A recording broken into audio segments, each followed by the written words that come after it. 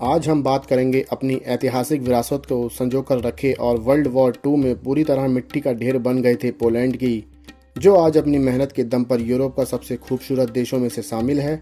आधिकारिक तौर पर पोलैंड को रिपब्लिक पोलैंड कहते हैं। पोलैंड का कुल क्षेत्रफल लगभग 3 मिलियन वर्ग किलोमीटर है, जो भारत के मध्य प्रदेश जितना है, जो इसे यूरोप का 9वां सबसे बड़ा देश बनाता है। लगभग 4 करोड़ की आबादी के साथ यह यूरोपीय संघ का 6वां सबसे बड़ा आबादी वाला देश है।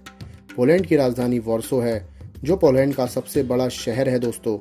पश्चिम में जर्मनी के साथ पोलैंड सीमाएं, दक्षिण में चेक गणराज्य और स्लोवाकिया, तो पूरब में लिथुआनिया, यूक्रेन, बेलारूस और रूस के साथ है।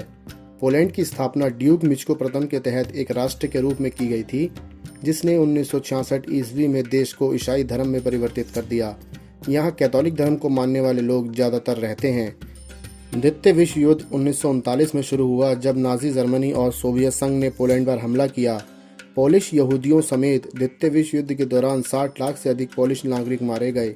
इसलिए यहाँ आज भी आबादी की बात करें तो बहुत ज़्यादा नहीं है। पोलैंड एक स्वतंत्र राष्ट्र है, जो कि 16 अलग अलग राज्यों से मिलकर बना है। पोलैंड यूरोपीय संघ नाटो का सदस्य बन चुका है। पोलैंड एक उच्च विकसित देश है। जीवन की उच्च गुणवत्ता है यहाँ। यह यूरोप की सबसे बड़ी अर्थव्यवस्थाओं में से भी एक है। पोलिश देश की आधिकारिक भाषा पोलिश है और पूरे देश में 40 मिलियन से अधिक लोगों द्वारा बोली जाती है। गैर देशी लोगों द्वारा सीखने के लिए पोलिश को सबसे कठिन भाषाओं में से एक माना जाता है। पोलिश वर्णमाला में 32 अक्षर हैं। आपको जानकर हैरानी होगी, 1991 में तकनीकी खामी की वजह से तोड़े जाने से पहले दुनिया की सबसे ऊंची बिल्डिंग वॉर्सो रेडियो यहीं थी।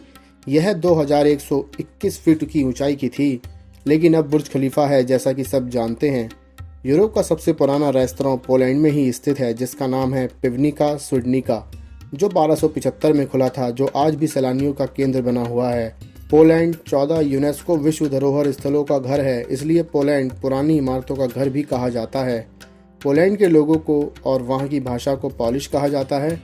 पोलैंड शब्द पोलेनी शब्द से लिया गया है, जिसका अर्थ होता है खुले मैदान में रहने वाले लोग। पोलैंड में लगभग 33% हिस्सा जंगलों से घिरा हुआ है और आधी जमीन पर खेती की जाती है। पोलैंड की गणना सुपर ग्रीन देशों में की जाती है। यहाँ पर 23 नेशनल पार्क और 1470 से भी ज़्यादा नेशनल रिजर्व हैं। इसके अलावा इस देश में 2000 से भी ज़्यादा झीलें हैं। पोलैंड के साइंटिस्ट अब तक लगभग 17 नोबेल पुरस्कार जीत चुके हैं, जो किसी भी बड़े देश से ज़्यादा है। प्रसिद्ध वैज्ञानिक मैरी क्यूरी मूल रूप से पोलैंड की ही थीं, जिन्होंने फिजिक्स और केमिस्ट्री दोनों में ही नोबेल अवार्ड जीते हैं। अगस्त 2015 में गोल्ड से भरी ट्रेन मिलने की वजह से पोलैंड पूरी दुनिया में चर्चा में आ गया था। रिपोर्ट के अनुसार यह ट्रेन सन 1945 में जब सोवियत आर्मी शहर की ओर बढ़ी, तब गुम हो गई थी दोस्तों। पोलैंड में राइट साइड की ओर चलने का नियम है। अगर आप लेफ्ट साइड चलेंगे तो आपको चालान भरना पड़ेगा। तो यहीं पोलैंड का लिटरेसी रेट 98.5% है। पोलैंड के लोगों का पसंदीदा काम है शिकायत करना, बल्कि ये कहा जाए कि शिकायत करना पूरे पोलैंड का राष्ट्रीय खेल है, तो गलत नहीं होगा। अगर आपको यकीन नहीं होता तो आप गूगल पर भी सर्च करके देख सकते हैं। पोलैंड साल 2007 से ही शेंजन इलाके का हिस्सा है। इसका मतलब है कि अमेरिका, ब्रिटेन और यूरोपीय यूनियन के देशों के नागरिकों का यहाँ आने के लिए वीज़ा की ज़रूरत नहीं है।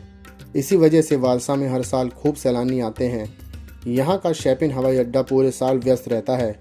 मशहूर पोलिश संगीतकार फ्रेडरिक शोपिन के नाम पर इसका नाम रखा गया है। यह वारसा शहर से आधे घंटे की दूरी पर है। तो अगर आप पोलैंड जाने की सोच रहे हैं तो आपकी चॉइस बिल्कुल सही है दोस्तों। ये जानकारी आपको कैसी लगी कमेंट बॉक्स में हमें ज़रूर बताएं। मिलते हैं अगली वीडियो में, तब तक के लिए धन्यवाद दोस्तों।